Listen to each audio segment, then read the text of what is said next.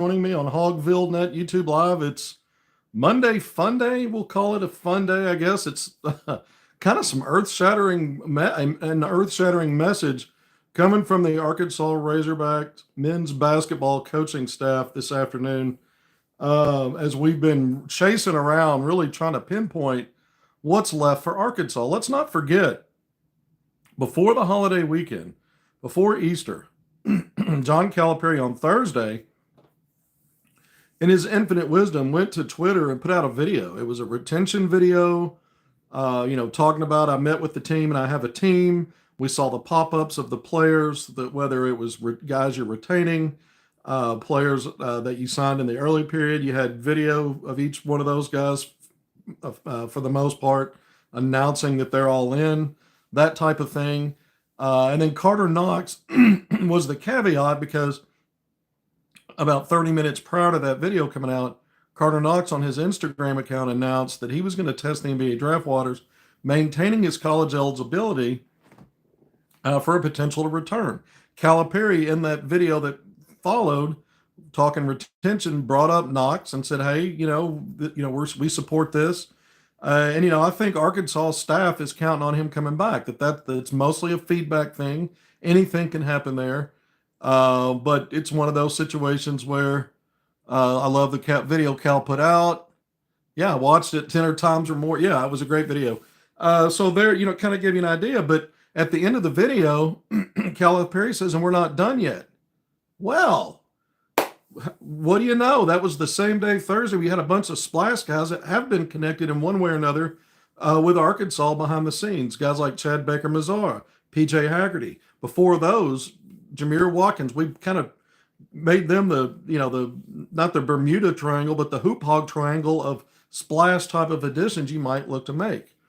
Well, today, Jeff Goodman, earlier this afternoon, put out, I guess he spoke about this on his podcast, and then tweeted out a quote from it regarding Chad Baker-Mazara, who I spent a whole segment on yesterday, mentioning him and Ugonna and Yenso in terms of the two best ways to finish this roster out.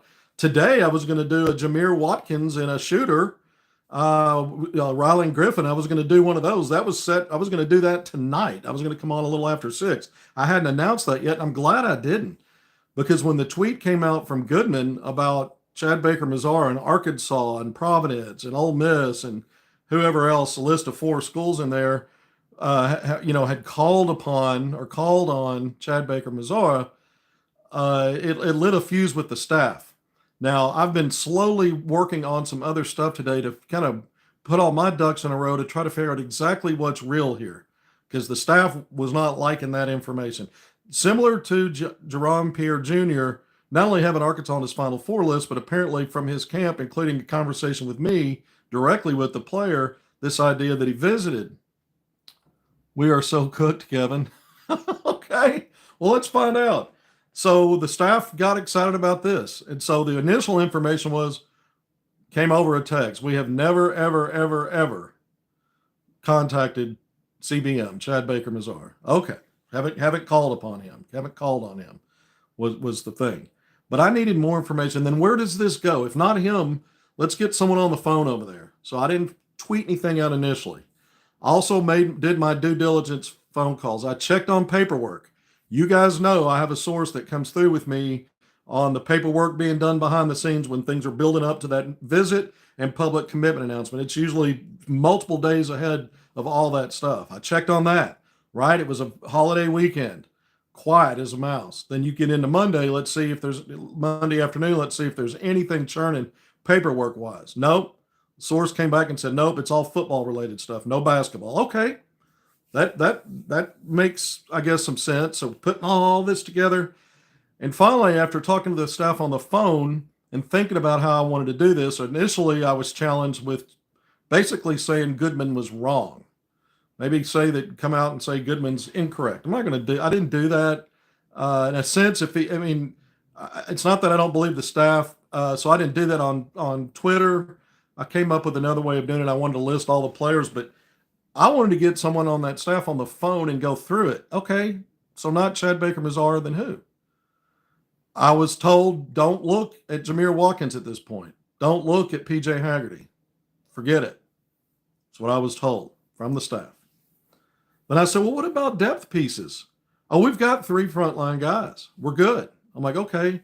And so just wanted to confirm we're counting TB as one of those. He's a 4-5. It's what he was last year. He was one of the 3, right? We keep talking about that. It was him, Jonas Adu, and Big Z. We always said Adu Thero was that 3-4 tweener. Yeah, he played a lot at the 4, but he wasn't really a traditional type of big.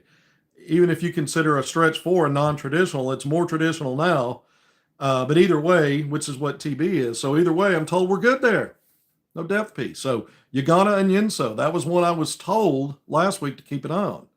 Remember, it was last week that we heard we're not done yet. So a few things come to mind.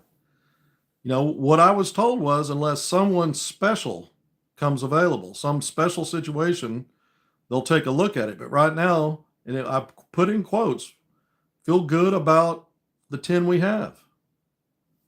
The 10 that we have. So let's go through those. Carter Knox would be among those 10. Now remember, he's got to withdraw from the draft at some point for that to really be, but that's what's expected. That's the most likely thing. So it's Carter Knox, Billy Richmond III. You've got depth, 2 deep into your wing spot right there. Trevor Brazile, 4-5. You've got versatility. We've talked about all this. Your mainstay at the 4, we've debated so much. A Jameer Watkins or someone else on that front line, are they going to rob TB of his opportunity to take over the reins like he did the last 9 games of the year? Based on the messaging coming out right now, no. So he's one of the retention pieces. DJ Wagner, we know there's going to be some combo role for him. I still think Darius Acup Jr. is going to be a starter from day one, and he's going to be one of the primary ball handlers. That doesn't mean DJ Wagner won't be a starter from day one as well. That's what he's been at Arkansas. So you're going to have a similar situation to how it started with Boogie, Fland, and DJ, both as you're starting, you're 1 and 2 in the backcourt. And then based on how your sub patterns are, you can move those guys around. DJ's going to get plenty of time playing on the ball. There may be some scenarios where he's on the ball and Acup's on the court with him, not as the primary handler for part of it. We'll see. But those are your retention pieces. Other than the first 4, again, Carter Knox, asterisk. It's like I put it on the tweet earlier. He's still in the NBA drafts. You got to let that play out. But that's 4 of your 10. The other 4 are the guys you signed. Darius Acup Jr., Malik Thomas, 2 5-star guards, a 1 and a 2. Malik Thomas at the 2. And may not start at the 2, but he, might be your 6th man off the bench the way this is sounding. All right. And then you had Isaiah Seeley and Kareem Artal, who we've gone around the block. Are these guys going to factor in? And I kept saying, it's hard for me to picture that they're fully on the outside like those other guys outside the top 9 last year were, simply because they bring height and length, and their resumes are just better. They're just a better quality of player relative to how you backfill the roster for guys that never saw the court for a meaningful minute, right? So I said, just let's not let go of the rope of the idea that these guys are going to provide some of that back end depth that you didn't have when you got down to a 7 deep last year, when you had injuries and the like, or even when you were at 9 deep, there were times because of foul trouble or someone being sick and being limited minutes.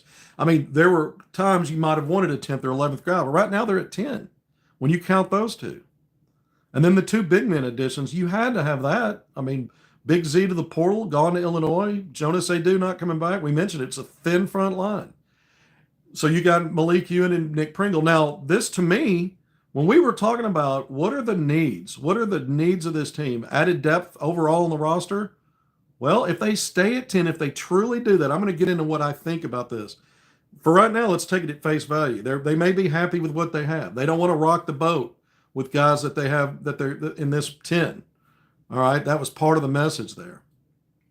Okay, so let's think about it. What were the things that we addressed before last season ever started that might be problems? 3-point shooting, physicality, overall depth, and lack of depth on the front line. Well, they've addressed physicality with Nick Pringle. Trevor Brazile, even though he didn't just become more physical, he actually he competed against physicality much better in the last stretch of the season, those last 9 games. It wasn't just about the stats. What helped him achieve those stats and have that kind of productivity and have that kind of impact? he seemed fearless to me, going for rebounds and doing some of the stuff he was doing. So he was dealing with physicality better. Even though Malik Ewan is not necessarily a banger, he is 6'11", 230 plus. He's a big body, and sometimes just being a big body and carving out space and taking up room, while that may not be the vision of a guy that's necessarily playing a physical brand, you still have to deal with that size. And so so you did lose a dude Thero who was a physical tweener, 3-4 tweener. And he was a matchup problem because of that, and he was versatile defensively. So did you have an answer for that? No, but we saw Carter Knox also at the 3 emerge as a more physical, understanding how to use his physicality. Started to rack up free throw attempts similar to Duthero. I talked about that the last time I was on yesterday. Just keep an eye on him as a help at that small ball 4 with Thero out. Not that that's going to be the primary use of his minutes, but maybe how you would use him. But overall, when I look at this, I think, okay, there's a case to be made that Arkansas did what we said it needed to do with the front line additions, the 2 guys they got in, and with some of the pieces they are bringing back, that maybe physicality-wise they're a little bit better than they were last year. They're better. They're better there. Okay. To say they fully checked that box and answered it, I don't know that we can do that yet. But I think on some level they did it. But the rest of it, I'm not convinced. I'm not convinced that depth-wise, if you go from 9 to 10, technically you've added one more piece. But I'm not sure yet how much 2 of those guys you can really count on in your 9 in a 10 deep. You might really only be 8 deep if you stay at this 10, because I'm not convinced how much Sealy and or Artel can give you relative to what the best players that you had at 8 and 9 this past season gave you. And you could argue at the end of the year when Arkansas got down to a top, a 7 because your 2 leading scorers were out with injuries. I don't know that you could, if you got in a similar situation, that you're looking at Sealy and Artel. I'm not trying to dog those guys, but I'm not so sure that even if you go from 9 to 10, that you've done a whole lot there in terms of playable, dependable depth. I'm also not sure that you did anything in terms of a thin front line, not body size wise, but numbers. You had 3 last year, not counting a Duthero. You're back at 3. It's Trevor Brazil again, and Ewan and Pringle instead of Adu and Big Z. So even though you added qualities, you've got more rebounding collectively with the 2 you brought in versus the 2 that are out. You got bigger bodies collectively. One guy's a better scorer than either of those 2 when you look at his ability to not only finish around the basket in the paint, but also even pass for a big man in Ewan. Again, Pringle, other qualities. You lost some rim protection there, but you're still thin at that front line spot. You're still an injury away from really having problems. So if you're done at 10, you did not address that. Kareem Artal can help you, but they put his signing in for the Razorback Men's Basketball Twitter account put out his announced signing today.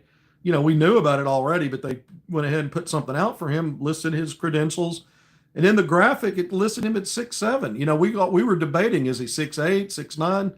Hell, we're not even 6'8". Apparently was gratuitous. He's 6'7" according to the U of A. All right, okay, so 3-4. He helps you on that front line there. If he's obviously one of the 10 that they're happy with right now, if they don't add anybody else, he's going to help you on the front line. And it goes back to those talking points I made before of maybe he's the guy that will have a role in the rotation, the top 9. You'd maybe give him more of a nod over Isaiah Sealy, only from the standpoint is you're deeper 1 through 3 positions with this 10 than you are on the front line. And so there's that. Plus you've got an older guy that's at least battled against grown men overseas, whatever. So maybe there's some idea that he can help you and give you a few minutes in your rotation. All right, so there's that. So the 3-point shooting part of it, if you didn't really add numbers and you're still thin on the front line and you really didn't, we're not sure yet how this looks in terms of overall depth. Did you really add going from 9 to 10 because of the question marks about how useful and impactful Sealy and Artel can be? And if all you did was check a few boxes with physicality while you also gave up some rim protection, I don't see anywhere that Arkansas has improved it's 3-point shooting until I see it translate with a few in this 10. Now, we've talked a lot about it, how it might, with guys that you retained, be an uptick. And here's why. We've said so many times what Carter Knox did in the last 18 games, including 43.5% shooting. He was 20 of 46 in the last 18 games from three. That was 43.5%. Now, that's not crazy volume, but it's good enough that if you can piece it together by committee, but 43.5%, I'm not saying we can count on that number in year two for what he'll do consistently, but let's say that he gets, and he, for the season, because of how bad the first 18 games were, he ended up 35 of 100 from three, so 35%. So if he can land somewhere in the middle between 35 and 43.5, maybe that gets him, right around 39% at that three spot on decent volume, maybe 3 or 4 attempts a game. Hell, you'll take that. That'd be outstanding. That'd be outstanding if you can get him to 3.5, 4 attempts per game and get him somewhere around 39%. 39% was exactly what Trevor Brazile shot on nice volume in those last 9 games. Now, he's a career 36% three-point shooter, but he was making multiple threes. He had several games there down the stretch where Arkansas had to have wins to make the tournament. And then once they got in the tournament, several games not only with double-doubles, he was knocking down 2 or 3 threes in a game, and he shot, again, 39% and a career 36% shooter at that 4 spot. Okay, so you're saying that when you look at the team overall last year, how poor it was three-point shooting, it took into account the whole season. But when you look at how guys came on at the end, Carter Knox and Trevor Brazile, you're hoping now, if this is your 10, you're believing, you're telling yourself then as a staff, we think those guys are going to pick up where they left off and give you that kind of efficiency from there. All right, that helps fix a problem, right? That helps fix a problem because at your center spot, you no longer have Big Z shooting 36% from three and capable of having those kind of games where he's, making 5, 6 threes. You don't have that on your front line anymore other than Brazile. So there's a little trade-off there. Maybe Brazile's percentage against is solid on volume as he continues to get the big minutes. If you're sticking with 10, he's your starter and your main guy at the 4 and will help at the 5. And then Carter Knox. Now, Billy Richmond made his first 2 threes at the end of the year, I think by the SEC tournament on the season, and didn't take a whole lot. I think finished the year like 12% from 3. It's kind of like a Devo Davis way to start things as a 3-point shooter. And Devo eventually got to, I think he had 1 season, at least for a long stretch, where he was competent from 3. But overall, that wasn't really an answer to your 3-point shooting. And certainly if he was taking them in volume, you're probably in trouble. And so I don't see that as part of your answer in year 2, Billy Richmond. Even if he improves some, if he's at a point where he's taking a volume of threes and getting to 30%, that's a wild jump in improvement, and it's probably still not good enough to make you better as a team because he didn't take enough last year for it to be what was holding Arkansas's percentage down and what was holding them down. But he's someone you're bringing back that doesn't really check that box, right? So I'm not bagging on him. I'm just saying 3-point shooting was a weakness. We thought it would be addressed in the postseason recruiting, off-season recruiting, and what we're hearing now is Arkansas may be done. All right, let's move down the list. Where else can you get it? DJ Wagner, a 30% career 3-point shooter. That's Kentucky and Arkansas. That's consistent. That's a large proof of concept. He started most of the games in his career and played a lot of games. Played on 2 NCAA tournament teams. Factored in heavily to a Kentucky team that finished second in the SEC, 1 game out 2 years ago, and an Arkansas team that he was a big part of turning the season around. Now, he brings a lot to the table that's positive, but 3-point shooting ain't one of them. Can he raise it? Can he improve? When you look at the shot mechanics, I'm not a shooting coach, but he does have a hitch in his shot. It looks like he's posing for a picture before he finishes the release part of it. It's a little quirky. I've seen quirky, effective 3-point shooters before. So far, he hasn't been one of them. Can he raise the percentage? Malik Thomas, 38+% at Overtime Elite last year. I think it's 8.4 attempts per game.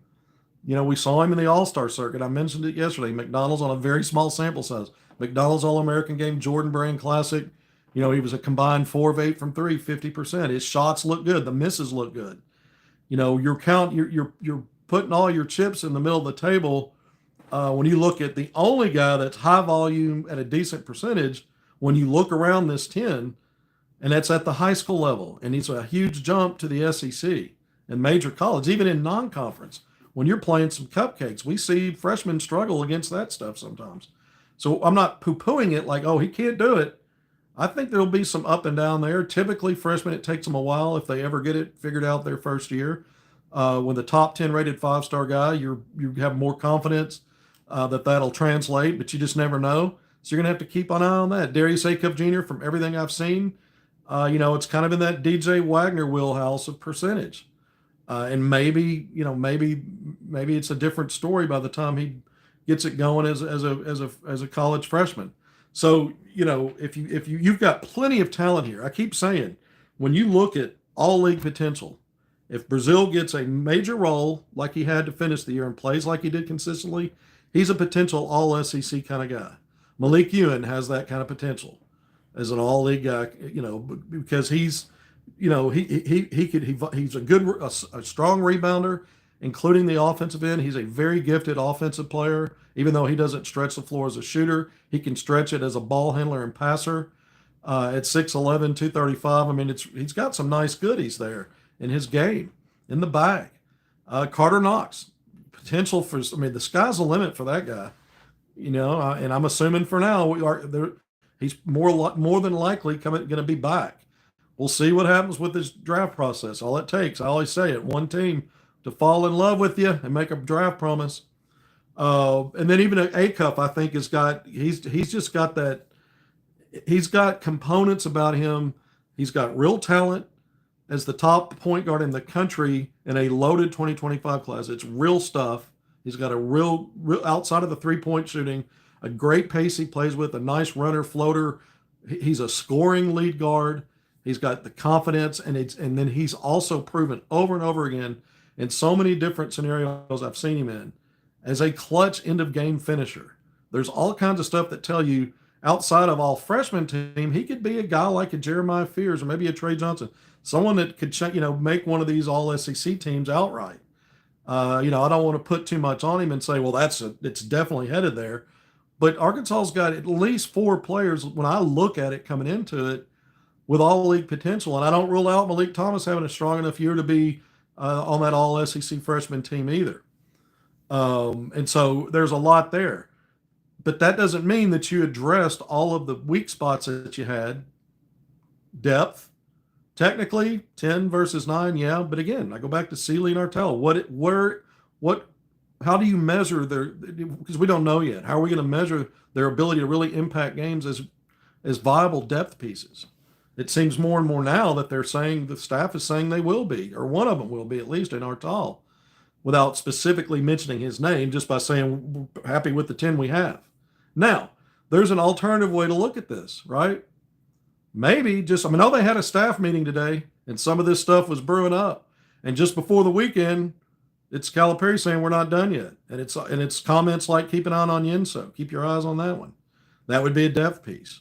Got a buzzer sound today. We got 3 on the front line, so we're where we need to be. So I'm just kind of repeating some of that. So what is the alternative here? The staff had a meeting today, and maybe, just maybe, if they are going to make moves, they're trying to tamp it down, let it. Maybe they continue to want to move in darkness and just get the talking heads to pipe down a little bit. And that's a way to do it, to say we're done, we're finished here. That's one way to do it. And maybe they'll take their time. Maybe it's another way of saying right now we're not hard on anybody. We're not going hard after anybody. We've said for a while that Jameer Watkins is a guy that they very well may be prioritizing, but he's in the NBA draft process, and it may take a while on him. What if he's a guy they consider to be special, but they're chilling on it for a while to see what happens there, and they got time on that. Maybe he all of a sudden is something special when it looks like he's coming back to college.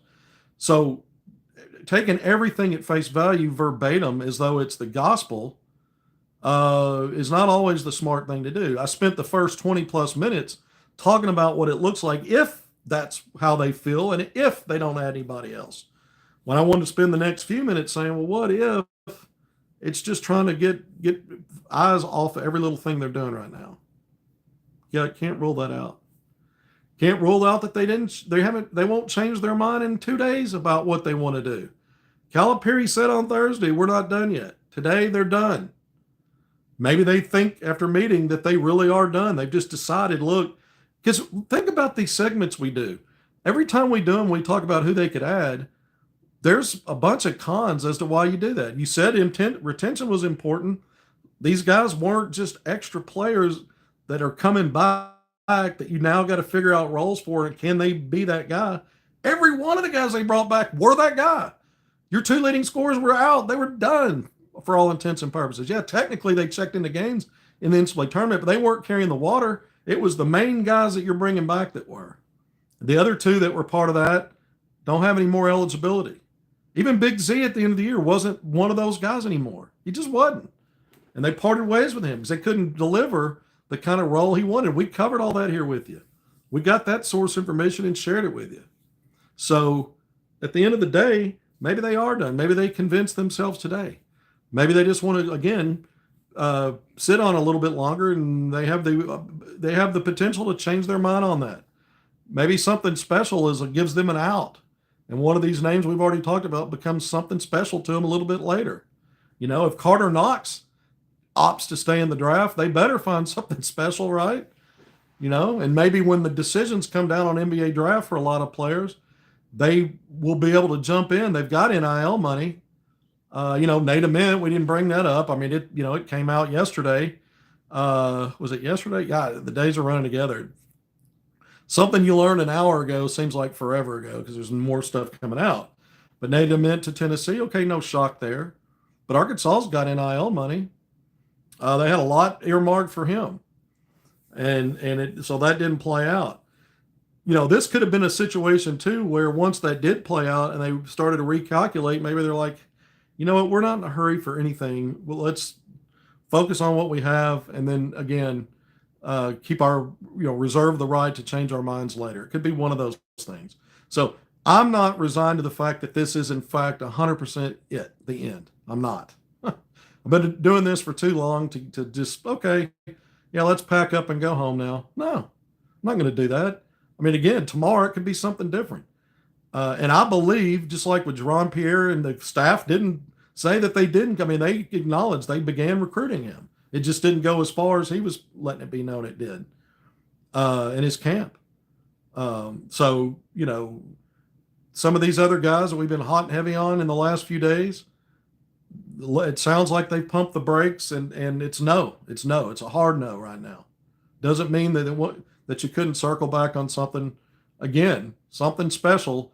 If it was 100% closed, don't look for anything, then I don't think that part of the messaging would have even come out. But if you take him at face value, something special. I mean, who's special? Darion Williams, if he decided to not stay in the draft process, you hear a lot of different things, not typically Arkansas with him, maybe go back to Texas Tech, BYU. There's some other stuff I've heard, Chad Baker Mazar. There was a litany of stuff that was going to make that difficult if you did want him. He's got a $1 million buyout. He's got a $2 million price tag. There's some questions about transcript and some of that stuff. He's been at 4 different schools. I don't know about I can't confirm the how valid that is, but it might be.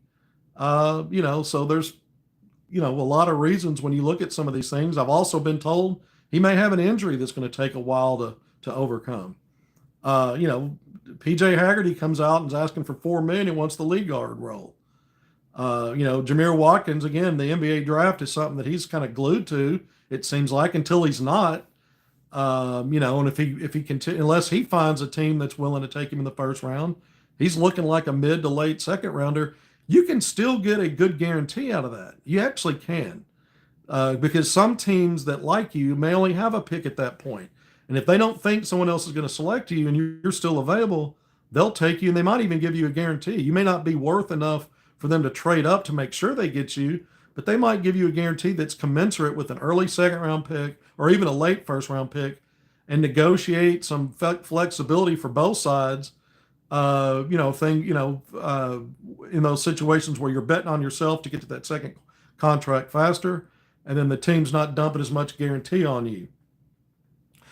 But again, is that somebody that all of a sudden becomes special if he's available later if the draft isn't what he wants?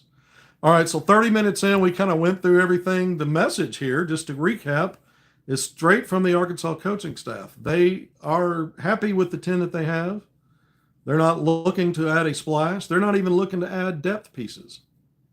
That's today's information. That's today's take on it.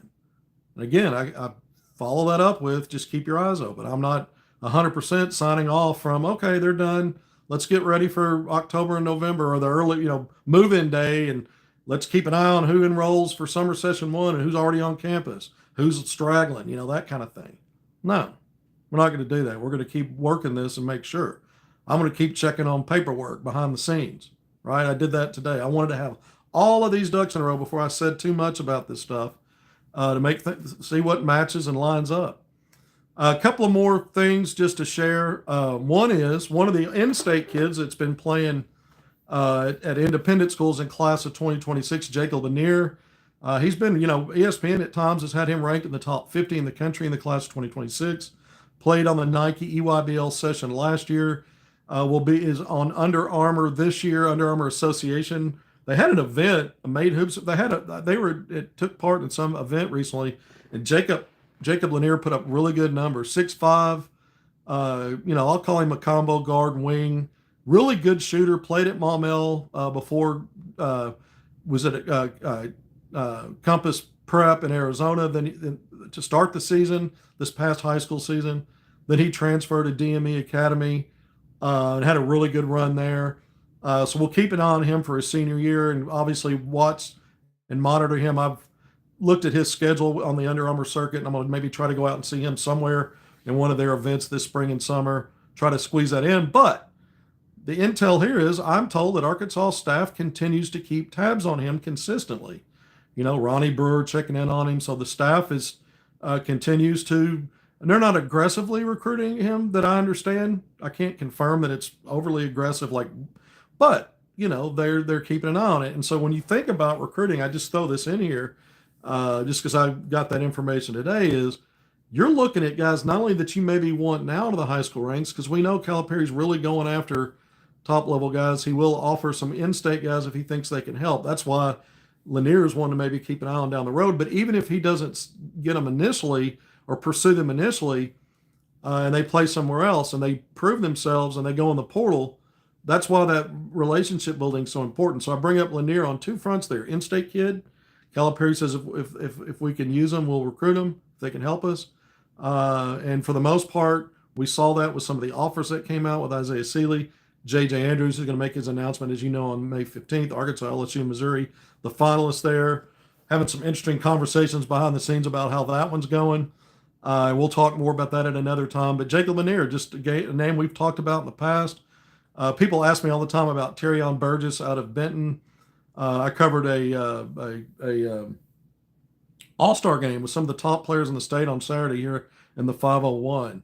Cortland Muldrew out of Springdale Harbor, who's going to Washington in the Big Ten Conference as a freshman next season. Kellen Robinson, KK's younger brother, who will team up with KK at Little Rock this next season. Those guys were there. Some other Division I, Luke Moore, some other D1 players. Luke Moore just committed recently to UCA.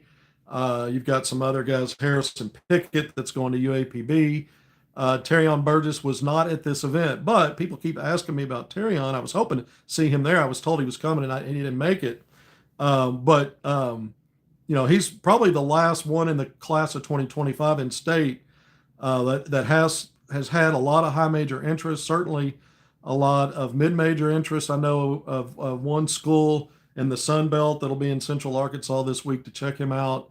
But for the longest time, he's a guy that, because he's been ranked in the top 100 as well and one of the bigger names on the Adidas circuit, people are automatically think, well, maybe there's a path to Arkansas. For now, just to kind of answer anybody that had questions about that, I don't see that. Not now, and probably not likely for this 25 class if you wanted to add another body and bring someone for Arkansas. Because I get asked about it enough, I thought I would just address it and say I don't see that as a path. I don't rule anything out 100%, but I'm pretty close on that. Something would have to change there. And again, when you're talking about not really adding any more guys to your true depth. We know what happened after Arkansas stopped doing it last year. They started adding those extra guys. And I don't know if Sealy would be okay with being that type of guy just to come to Arkansas, or excuse me, not Sealy, Burgess. So, just to throw that in there is what about that? Well, I think he's going to try to identify a place where he can play in year one, whether that's at a high major stop or a mid major stop. We'll keep our eyes open on that. I know the Little Rock Trojans have really put a lot of time and effort in recruiting him going back months. And so we'll see if even there's a landing spot there. All right, 35 minutes in. I'm cutting it off now. I'm Kevin McPherson. This is HogvilleNET YouTube Live. Thanks for being here. If something breaks, we're told it's quiet time now. So, but I'm going to come on anyway. We'll talk. Let's, the next couple of segments, we're really going to break down this roster. I went through some of it today, but maybe get into some of the positional groups and how things might work and what it might look like, assuming that the coaching staff is finished for now. For this recruiting cycle. But until next time, thanks for being here. Take care of yourselves. Hope you all had a great Easter. We'll see you soon.